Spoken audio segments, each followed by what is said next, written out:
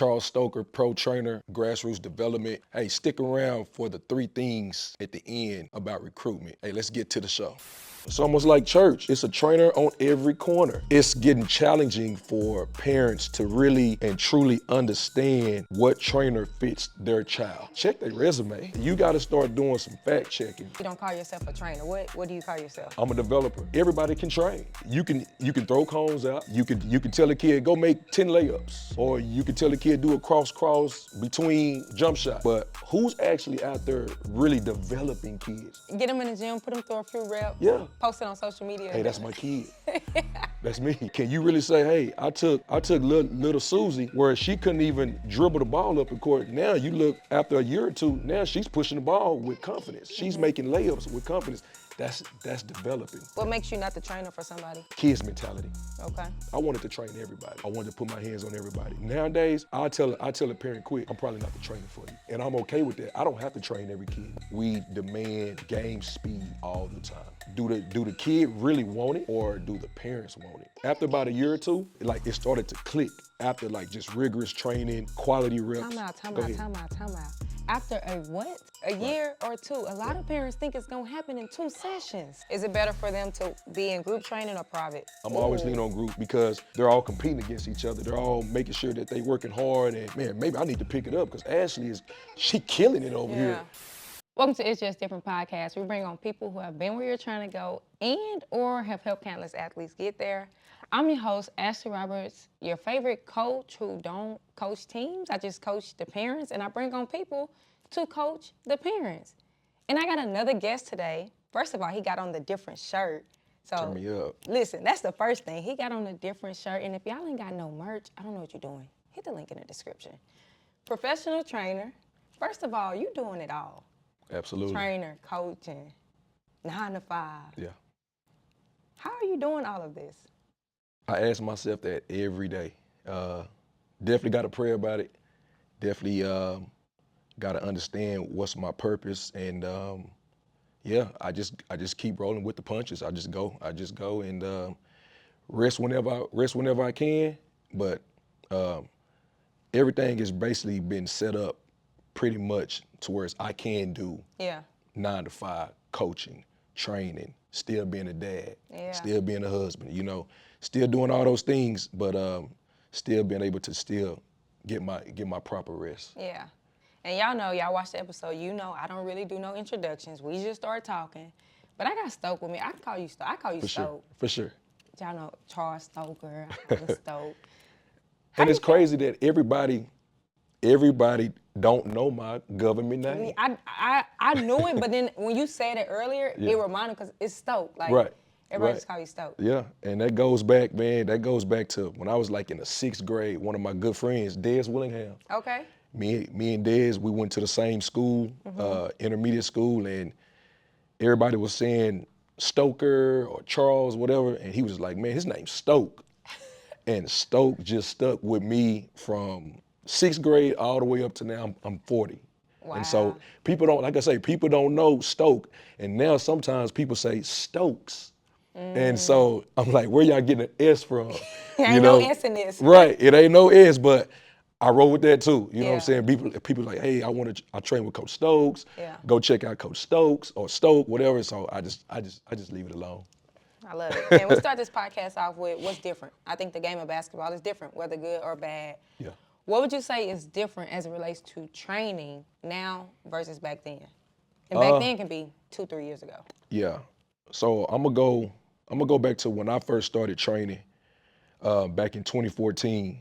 And so that's been 11 years ago now. So, man, it's back then, it wasn't a lot of trainers. Mm-hmm. It wasn't a lot. And so you had your skill developers or your skill trainers that touched everybody in the DFW Metroplex, right? Mm-hmm. Nowadays, it's almost like church. It's a trainer on every corner. Facts. And so it's getting challenging for parents to really and truly understand what trainer fits their child, or what trainer is going to give the best quality of service and performance for your child. Yeah. You know, I get contacted a lot about, oh, I go to this such and such trainer, or I've tried this person out, but it just didn't work out. I don't understand what's the difference until they come to see Full Throttle. Yeah. You know what I'm saying? Or other good trainers. So I think that's one of the major things.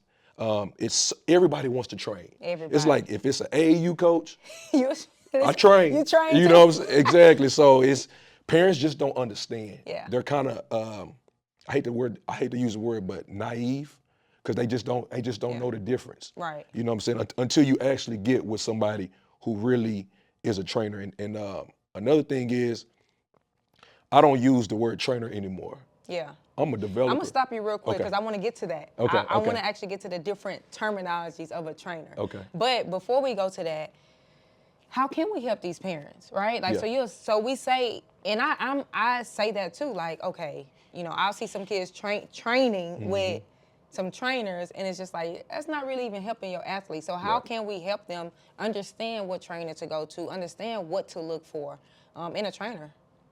Great question. Parents just need to understand what level is their kid on. You have different trainers who only train beginners. You have trainers who train middle school kids, high school kids.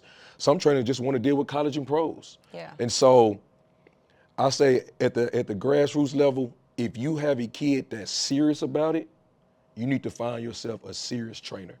If your kid just really love the game, really like the game, but really truly don't love it yet, or maybe don't even know what the love feels like, then you may get with somebody who's not as I want maybe pushy or hard, just so they can love it, you know.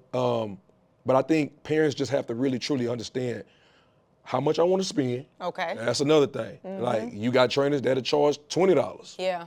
$25. Some charge $50, $60. So the money is not a big thing, but it is a big thing. You know what I'm Right. saying? You got to really look at your budget and be like, okay, you know what?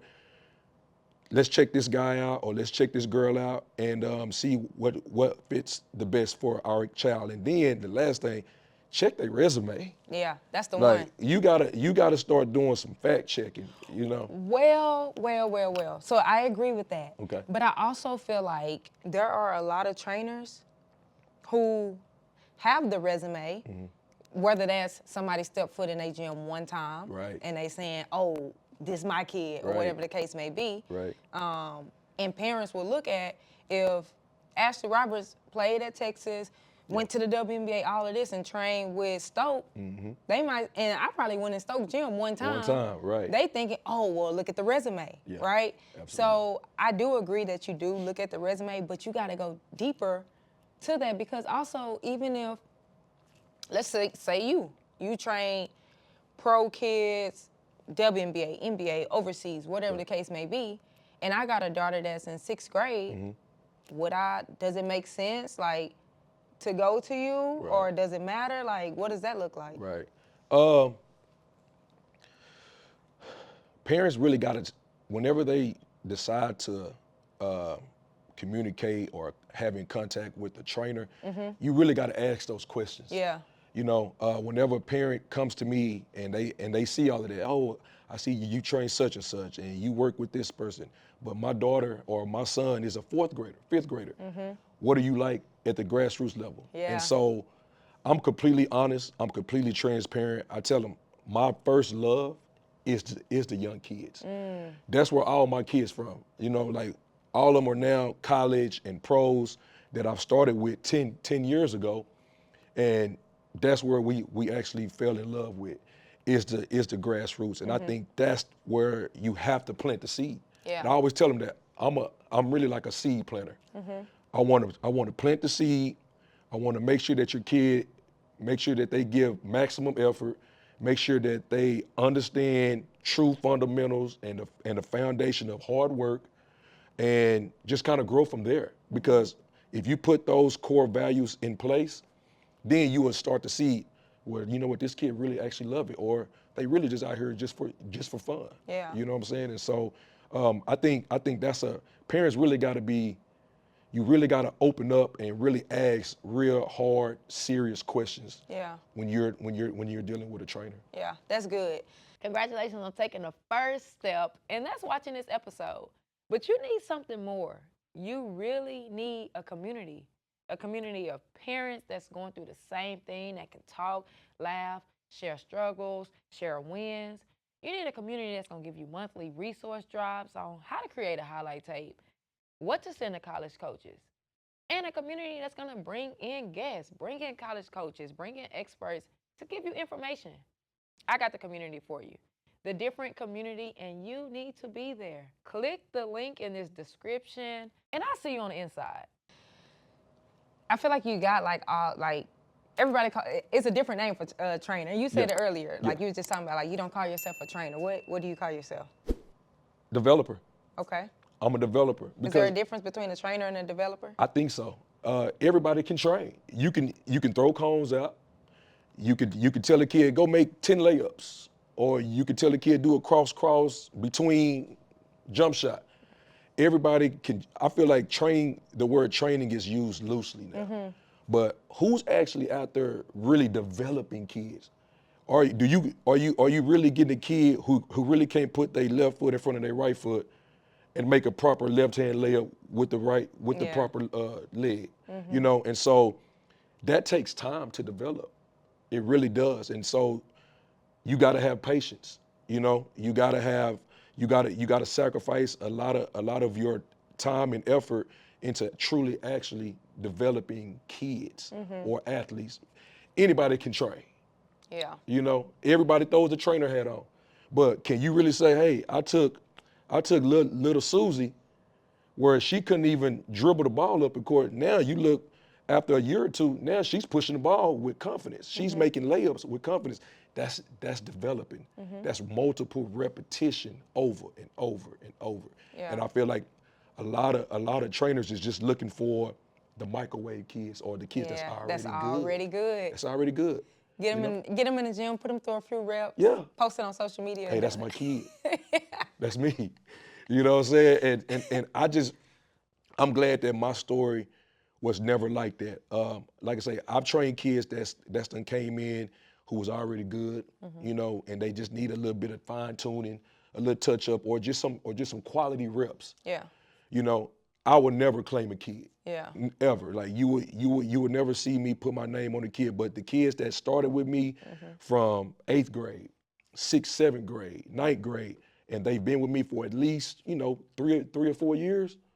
Oh yeah, we done build some relationships. Facts. Yeah, we done went through some hard times. You done got kicked out of my gym a couple of times because you not giving me what I want. And I've came to games, and mom and dad, we going out to eat, or just a little lunch date to where I'm talking to you about your kid, about Yeah. what's the next steps. Or, hey, I might not be the trainer for you. Facts. You know? And I'm to that point. When I was back in my 2014, 2015 years, I wanted to train everybody. Yeah. I wanted to put my hands on everybody. Nowadays, I tell a parent quick, I'm probably not the trainer for you. And I'm okay with that. I don't have to train every kid. What now. makes you not the trainer for somebody? Kids mentality. Okay. Um, I like to go hard. You know, Full Throttle is a training group that we demand game speed all the time. There is no 50%. There is no give me 80%. Like, we are going game speed in multiple reps, quality reps. So when you get into the game, it's natural. And so that's been our formula. And I tell a parent, hey, if your kid can't handle that, or if we can work up to that point and they still don't understand, I tell them, maybe I'm not doing a service for your kid now. You know what I'm saying? And so they'll respect it, but a lot of parents like, no, coach, they'll understand, they'll get it. Like, stay on them. And you know, kids cry in my training. You know, kids mope and whine, but you know, I don't let that. Of course, I don't let that affect me. But I'm just like, man, do the kid really want it, or do the parents want it? And so that's where I get to where maybe I'm not the trainer for you. Yeah. You know what I'm saying? So Yeah, I feel that. The one thing that I like about what you're talking about, and just even from seeing on social media, is you train from the younger kids yeah, to the pros. right. One, I feel like so many questions. I got so many questions in That's my head. good. But I'm gonna start. I wanna start with just how were you able to get some of the kids that are more of those higher caliber kids? In what age group? I would say like I would just say pro, right? Okay. You have somebody that's playing professionally. Mhm. Scratch that. What was the development like for Jordan? I would say Jordan, who's playing in the league. Yeah. Oh man, I'm glad you brought him up. That's definitely a story. Jordan was one of those kids that couldn't put his right foot in front of his left foot. Some people might not know who Jordan is, so can you talk about who Yeah. Jordan is? Jordan Walsh graduated. Well, he went to Faith Family for 3 years. Went to Link Academy his senior year. Went to Arkansas. Played in the SEC for 1 year. Got drafted in the second round to the Boston Celtics. Was a NBA champion his rookie year, and he's in his second year, I believe. Wow, that's Yeah, dope. yeah, That's dope. yeah. So he couldn't even.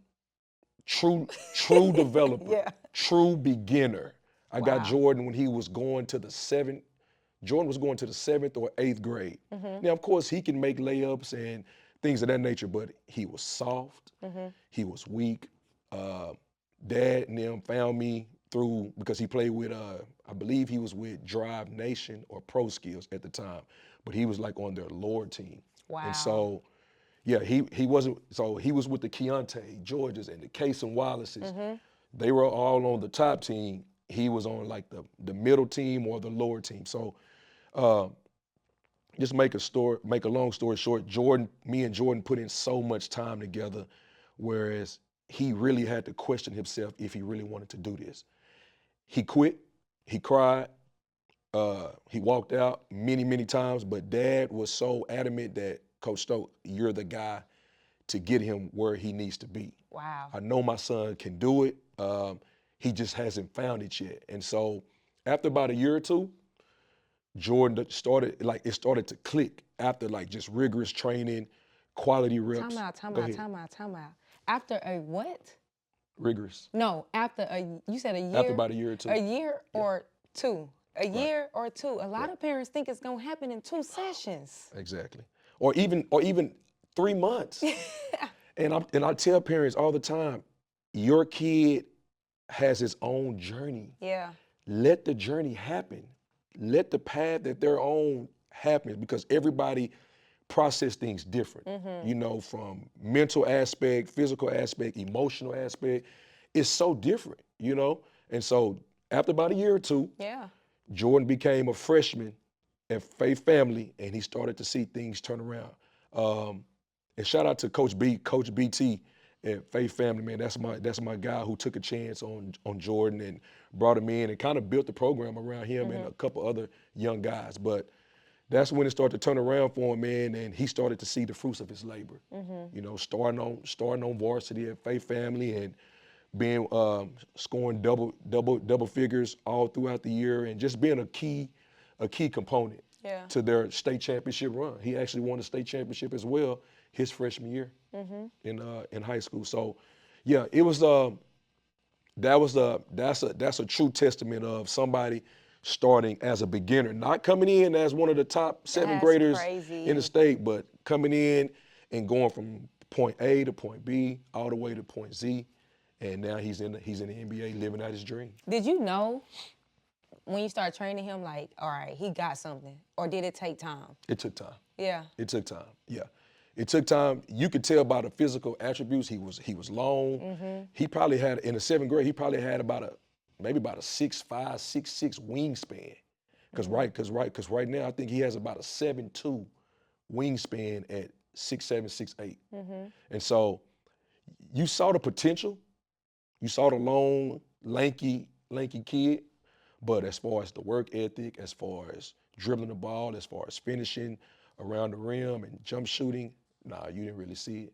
it had to take time. Yeah. Man, I love that. Yeah. I love that.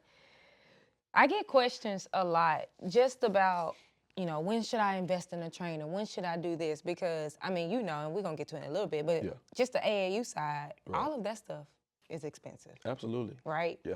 And I feel like parents do want to do what's best for their kids, right? Right. When you think about training, AAU, strength and conditioning, all these different things that cost money. Right. Parents always are confused of like, when should I invest this money? When do you think parents should invest in their athletes' training? Great question.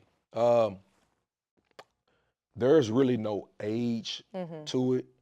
I just say if your kid is starting to show a little bit of interest, or if your kid is playing with the team and in the game and you see that they're not up to par as far as development, playing in a regular game, and they're serious about it, or potentially serious about it, then I think that you can start exploring trainers. Okay. I like I say, I got kids in the gym that's 6 years old. And these kids just really love the game. They think it's fun, and so at that age, that's what it's all about. It's still hard work.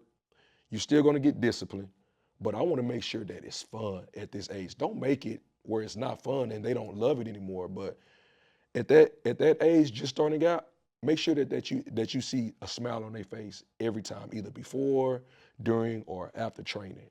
All of my kids always give me a high five, even coming in. Hey, Coach Stoke, I had a great day at school. I'm ready to do this and that. What are we doing in training? I like those type of questions because they're engaged. Yeah.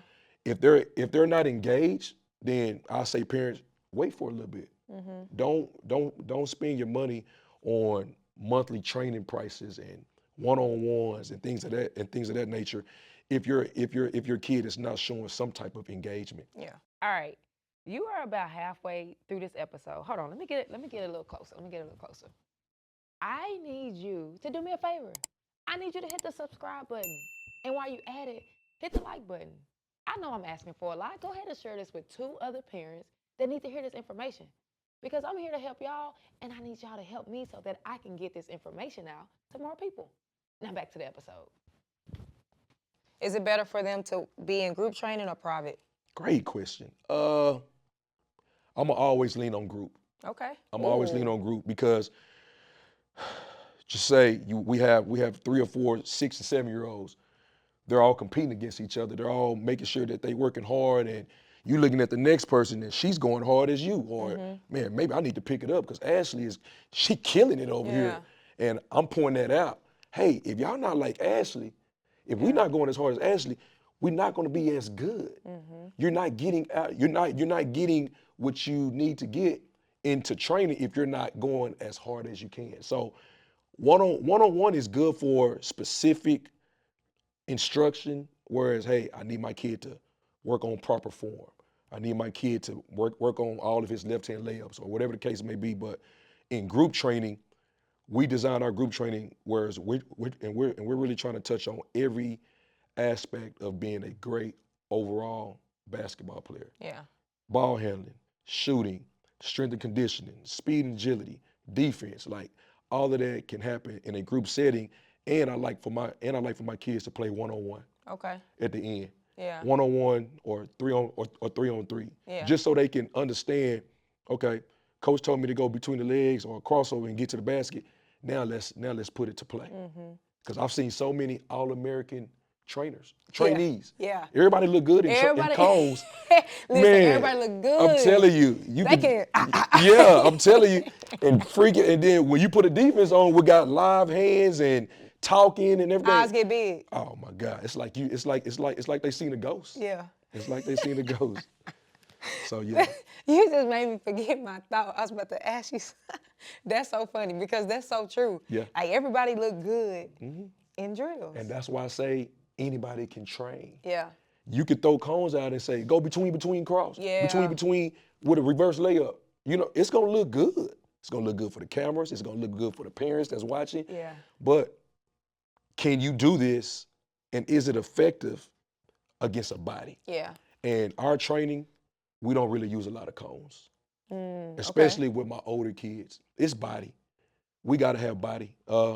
That's why I try to stay into the best shape that I can, because I'm one of those trainers. I'm not finna tell my kids to go out there and do something, or I'm not finna have them going through drills and I can't guard them. Yeah. I So gotta- you getting out there with them? I got to. Yeah, Ooh, I it's feel drenched it. in sweat. It's shout out to all the trainers that know how to film Yeah. and train. I can't do that. Like, I'm too involved. You know what I'm Yeah. saying? Like, I want to get bold a little bit. Yeah. I want to get hit upside my head a little bit, or I'm throwing back.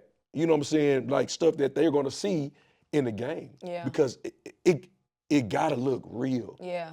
If it don't translate training to game, it's not gonna work. Yep. It's not gonna work. Yep. Yeah. Now, do you be having 15 people in your group session, 20 people in your group session? And if so, how do you manage? Because Yeah. that's the only thing that's the only bone I got to pick with group training. Right. I feel like sometimes it's one trainer and it's 20 kids. Right. And it's like, and maybe I'm wrong. Yeah. I just don't know how a trainer can focus on all 20 kids. You can't, because you're gonna have kids and we're talking about this generation now. These kids lose attention span so quick. They'll be looking up the stands and looking at mom and them, and so my training, if it's just me, I'm having no more than about 4 to 6. Okay. 4 to 6, maybe 8, depending on the age group.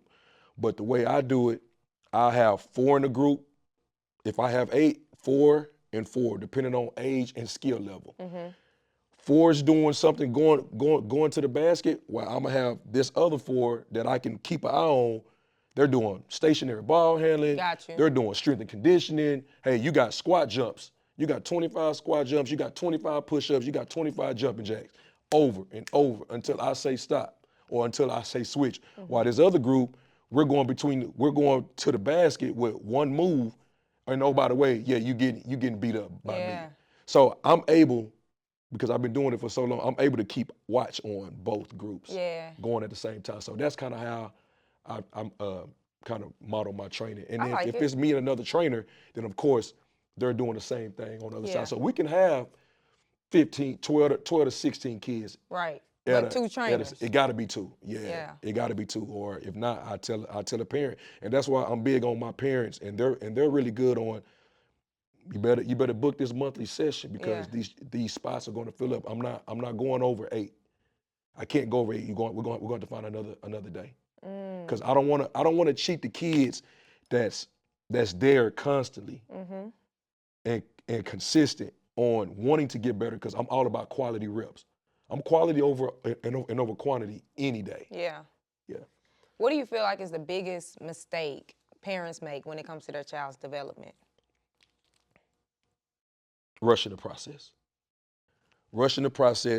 I'm looking at Ashley. She's been training with Coach Stoke, or she's been training with Full Throttle the same amount of time as my kid, and Ashley is developing at a rapid speed because she's picking it up.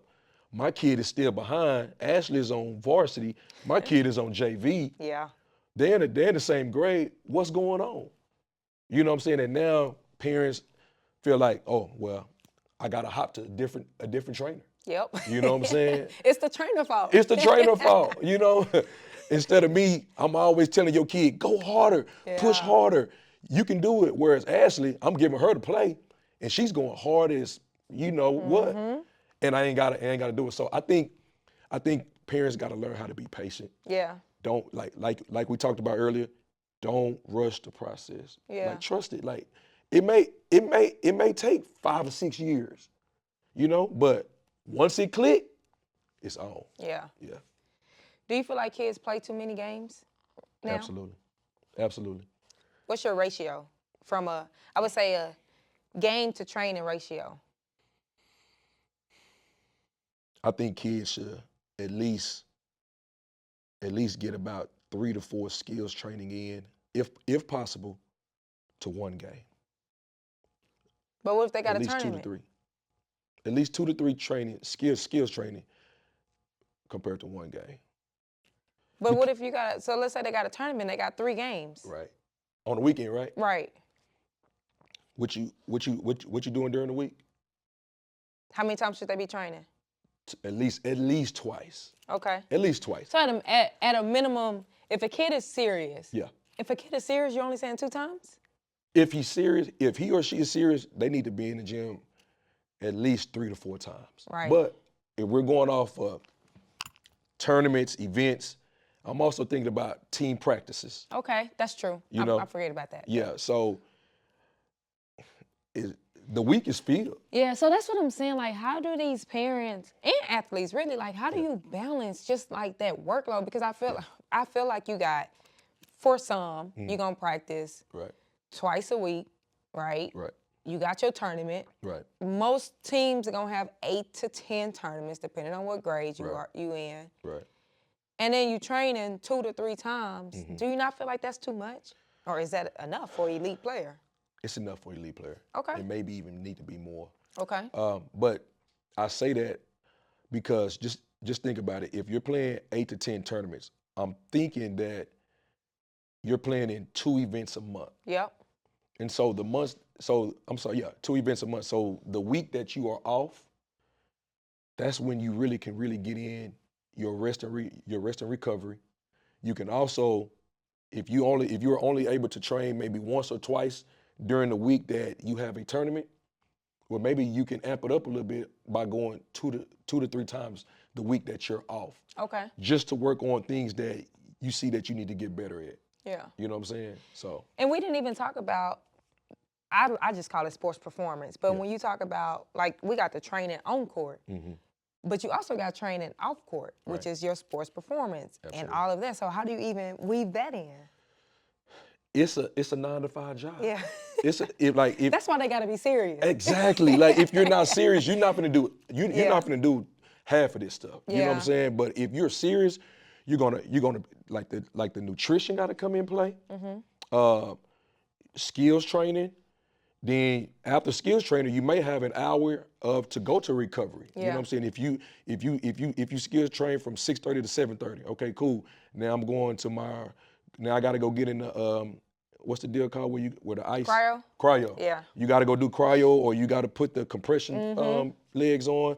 You got that for at least 30 to 45 minutes. You know what I'm saying? So it's definitely an everyday process, or every other day. Yeah. You're gonna do something. Yeah. You know what I'm saying? And hopefully Sunday you can rest. Yeah. But Monday through Saturday, I think it's something at least has to be done. I feel that. I do feel that. Stoke, you also coach. Yeah. Yeah. You coaching your daughter, huh? Yeah. What made you want to coach her versus having somebody else coach her? So I did have somebody coach her, starting out when she was in the 3rd grade. And I just saw the foundation wasn't being laid correctly, like the fundamentals, you know. And yes, they were young, but she understood when I was at home what a triple threat was. Yeah. She understand what a shot fake is. She understand, you know, defensive slide, how to keep her chest up and butt down and hands out. I just feel like that wasn't hit on at a young age, and I feel like that's needed. Yeah. And then she started saying, "Well, Dad, can I play for you? Can you coach me?" And you know, a dad and a daughter is. I'm so soft, man. Yeah. I'm soft, man, like Charmin tissue. I hate to say it, but she wanted me to coach, and she was playing soccer then at the time, and she still does play soccer, but all of her soccer friends were like, "Yeah, I want to play basketball for your dad." And then here come the parents. "Hey, coach, the kids want you to coach." Oh my God. I feel like I just got scooted into that position, but I would love to just sit back and just be dad. Yeah. Cause I've never coached before. This is my 2nd year coaching. Oh, really? Yeah, I've never coached, and I've been asked by many of organizations to come and coach. I've even had a couple colleges, universities. I'm not gonna say no names, but they wanted me to come and be their player development. But you ain't never wanted to do that? A little bit, Yeah. I did, but just from what I was told, that was going to take me away from being able to train everybody. Makes sense. You know what I'm saying? And I feel like I've just been a trainer that I was able to touch the Drive Nation kids or the Pro Skill kids or the Team Lex kids. You know what I'm saying? I just didn't want to be stuck. I only can train just this group of kids. Yeah. You know what I'm saying? So, and that's why everybody was liking to come to me because I was able to touch everybody. Yeah. You know? So Yeah. I love that. I love that aspect. And as far as my daughter, sooner or later, I'm gonna be done with this coaching thing. Yeah. I just want to strictly train, but I'm doing it for her, and I love I love where it's going with her and her friends because we started out in the rec league, and now we're in that transition stage where now we're playing against some of the elite kids. You Yeah. know, instead of us getting beat by 20, now we only losing maybe by 8, 9, Yeah. 10. So you see the growth and development. Yeah. And that's what I always care about is just the end goal. Yeah. I'm not looking for y'all to be your best now in the 5th grade, but what you gonna look like when you become a freshman in high school. Yeah. When you try to make the varsity or the JV. I always tell them I don't want y'all to play freshman. If you learn what you're being taught now, and work hard at it and execute and give it your all, you'll be where you need to be. Yeah. Whenever that time comes. Yeah. You said earlier, you didn't like the foundation wasn't being laid. Mm-hmm. What do you feel like the foundation, or what do you feel like it looks like 3rd, 4th, 5th grade from an AAU standpoint, from a development standpoint, 7th, 8th grade, and high school? 3rd, 4th, 5th grade, make sure that they're having fun. Make sure that they learn and know the basics and the fundamentals when it comes to a chest pass or a bounce pass or trying to attempt to make a correct layup, you know. But most importantly, make sure that they're having fun and playing as hard as they can. Middle school, we're taking it to another level. Bodies are developing a little bit more in men and women. And so now skill level have to become more effective. Still in the development process, and just being able to go hard and train quality. Like, don't think about the quantity, but think about quality. Are you efficient? Yeah. How many dribbles is it taking you from getting to the 3-point line to the goal? If it's taking you more than 2, we have a problem. Yeah. You know, high school kids, everything has to be elite. Yeah. Everything has to be efficient. What's elite? That word is used so much. It is. What's elite? How can you be simple but effective? Okay. That's my elite. Yeah. What does it take if you're on the defensive end? Are you able to turn that offensive player 5 to 7 times before they get to half court? Like, how locked in are you when you talk about elite? Because if you think about the elites of the elites, they have a specialized talent, a specialized skill. And if that's your skill, how elite are you in doing that job? Yeah. You know, and I think That's good. that's when the college coaches start to come in at, okay, he or she is a great shooter. I like the way this person communicates. That's an elite skill. Are you a great communicator? Are you a great passer? Like, everybody gets caught up about, I have to be an elite scorer. Right. No. Passer. Are you a great teammate? Are you going to encourage everybody and motivate the next person or your teammate next to you so they can be great? Right. You know what I'm saying? So that's where elite come in. Like, are you in that 1 percentile? I like that. Yeah. That's good. What do you feel like? I feel like you've seen from the pros to, well, have you had any kids that you've trained that didn't play the next level? When you say next level, as far as like pros? No, college. College? Only a couple. Okay. I'm about What? 98%. And I'll say that only because they decide to just go straight academic because they were okay. very smart and maybe they didn't get the schools that they wanted Yeah. as far as recruitment. But at the end of the day, they still made an awesome choice Yeah. by going academic because now they're doing great Yeah. things.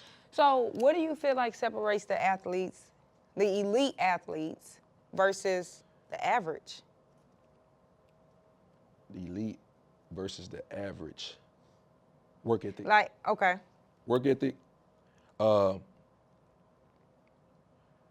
Your purpose. I always ask my kids, why? Yeah. Why are you in here? Why do you want me to like why do you want me to go so hard on you? Why are you, if I tell you to run 30 down and backs, why are you doing it? Elites, they know why. Yeah. They know That's what good. they want to do. Average, it's just for fun. It's Yeah. cool, you know. I get to be a part of a team. I'm in between that, you know, player 8 and 10 on the bench. It's cool, you know. Elites, you trying to be number 1. Yeah. You know, you trying to be top 2. So I think that's the difference. That's good. Yeah. That's good. What do you feel like? You know, I always just got to talk to these parents. Yeah. What do you feel like they need to stop doing? What do these parents need to stop doing when it comes to their athletes' development? Rushing the process. Yeah. Like, stop rushing the process when it comes to your child's development. Whatever is for your child, it's going to be. Like, I'm a firm believer in, like, predestination. Yeah. The story is already written. Now, it all depends on how your child development and work ethic and sacrifice, because it's going to be choices in life, right? Yeah. But the story is written on how this is going to end. Yeah. It's going to be a choice of life. Like, it's going to be choices where, hey, you're either going to go this way or you're going to go that way. But you're going to go one or the other. Yeah. You know? And so I just tell parents, man, be patient. It's not microwave. Bake it in the oven. Yeah. It takes time. When you want those ribs to be juicy and tender, it's not going to take an hour or 2 hours. Man, it's going to take 8, You gotta 10 prep hours. it. Prep it. Exactly. Plant the seed. You know what I'm saying? Like, you gotta marinate it. You Yeah. gotta prime it. You gotta do all this to make it tender. You got my stomach growling. You know what I'm saying? Yeah, my stomach growling. That's the same thing when it comes to parents as far as their child development. Take its Yeah. time. Like, I give a prime example. My kid is not the best. Yeah. She's not one of the elites. I've seen some elite 4th and 5th graders. But I'm using my own teaching for my child. Yeah. I got to be patient. You know, sometimes I want my kid, I'll be like, hey, come on, you know how to do this. Go harder. She's not there yet. You know what I'm saying? So I always tell myself, Stoke, don't rush her process. She's coming along. Look at where she was at first to where she is now. You know what I'm saying? So it also hits me too. Yeah. Yeah, it hits me too. But I always bring it back and be like, you know what? 5th grade, ain't nobody getting no scholarships now. Right. You know what I'm saying? And that's another thing. I'd be like, what's the rush? Let them develop. I haven't seen a kid get a scholarship or an offer in the 5th, 6th grade. Right. Sarah Andrews, Deja Kelly. When I was training those girls, well, not so much as Deja, but when Sarah Andrews was in the gym, she started getting interest from Texas Tech and Baylor. I want to say going to the 8th grade. Yeah. And she was one of them ones. And she was one of those She was ones. one of them ones. And same as Deja Kelly when she Right. was in San Antonio. Like, was one of them Yeah, ones. I think, matter of fact, dang, I think Deja did get Seventh grade, seventh grade. yeah. I think she was committed to def- Texas. She was special. She was special. She was Yeah. special. Elites. Yeah. It's not the one percentile. Yeah. Everybody's not getting that. So everybody's different. You know what I'm saying? Run your own race. Yeah. Run your own race. So it's a kid right now. It's an athlete who is doing all the things that you talked about, right? They in a gym, they training, they putting in the work, Right. but they not seeing it. Yeah. They don't really know if they getting better.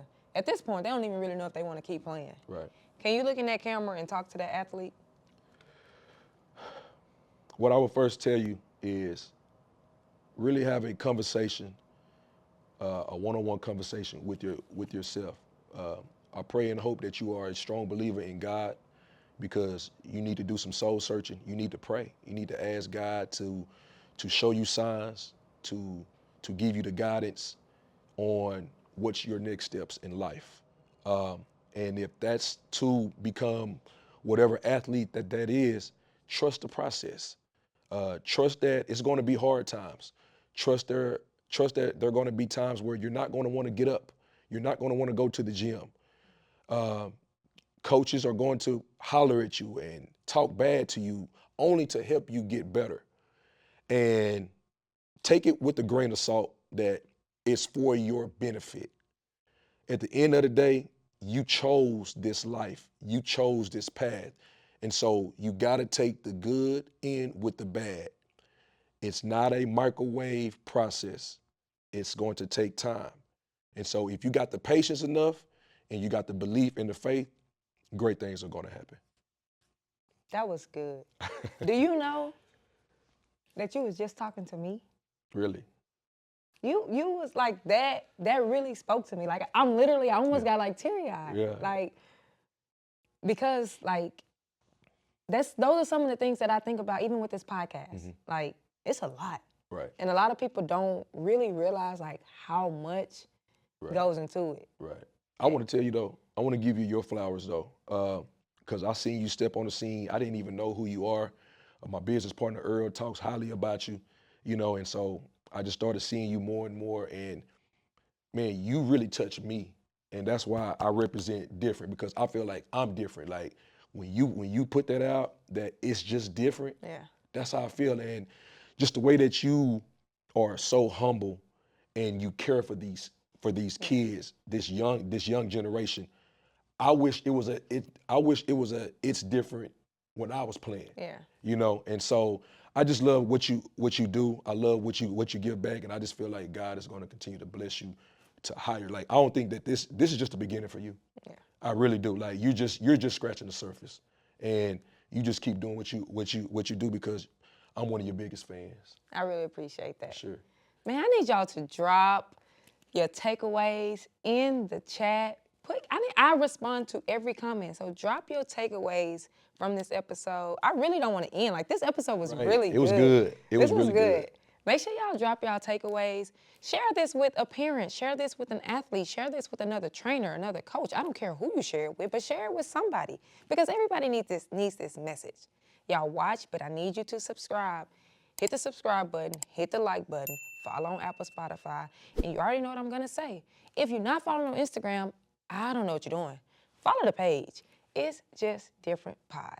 Hey, what's going on? 3 things about recruiting. 1, gotta be patient. Don't rush the process. Number 2, whatever that comes your way is for you. And number 3, make sure you're in control of your own destiny, and trust and believe in God. Thank you for tuning in to this episode and staying to the very last minute.